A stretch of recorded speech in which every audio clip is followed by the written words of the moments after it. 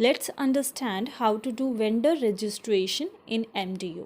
सो ये जो रजिस्ट्रेशन है वो कोई भी प्राइवेट कंपनी या फिर यूनिवर्सिटी ई पेमेंट के लिए करवाती है। ई पेमेंट का मतलब ये है कि जो भी अमाउंट है वो डायरेक्टली बैंक अकाउंट में ट्रांसफ़र हो जाए, उसके लिए कोई भी यूनिवर्सिटी को चेक ना प्रोवाइड करना पड़े। तो रजिस्ट्रेशन करने के लिए सबसे पहले हमें क्लिक करना है I have read and accepted the above instructions। आप इंस्ट्रक्शंस को पढ़ सकते हो।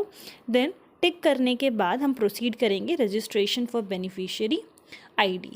यहाँ पर जो बेनिफिशियरी ID है उसी की हेल्प से ई पेमेंट होता है।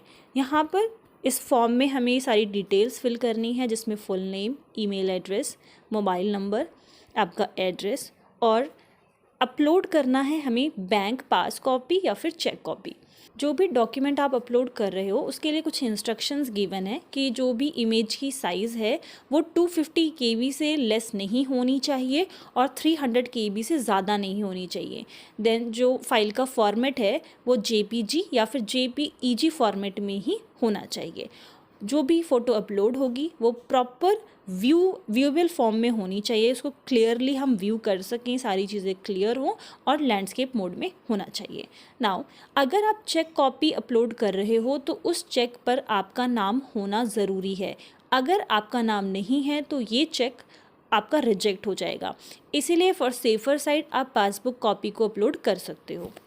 Then IFSC code in capital आपको वापस से कंफर्म करना है IFSC कोड। देन उसके बाद बैंक नेम, ब्रांच का एड्रेस, अकाउंट नंबर, आपको अपना अकाउंट नंबर कंफर्म करना है, किस टाइप का अकाउंट है, इसमें salary, saving, cash, credit.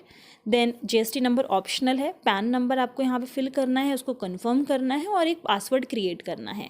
And then आपको रजिस्टर पे क्लिक कर देना है। इससे आपका रजिस्ट्रेशन हो जाएगा और 2-3 दिन में आपको आपका बेनिफिशियरी ID जो है वो आपके मेल पर आ जाएगा।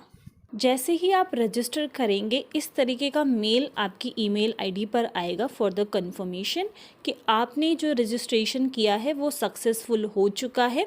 फर्दर यहाँ पे ये भी बताया गया है कि जो भी फ्यूचर पेमेंट्स होंगी MDU के थ्रू वो इसी बेनिफिशियरी ID की हेल्प से की जाएंगी, और अगर बेनिफिशियरी ID हमारे साइड से रॉन्ग प्रोवाइड की जाती है तो इसकी पूरी रिस्पॉन्सिबिलिटी हमारी है।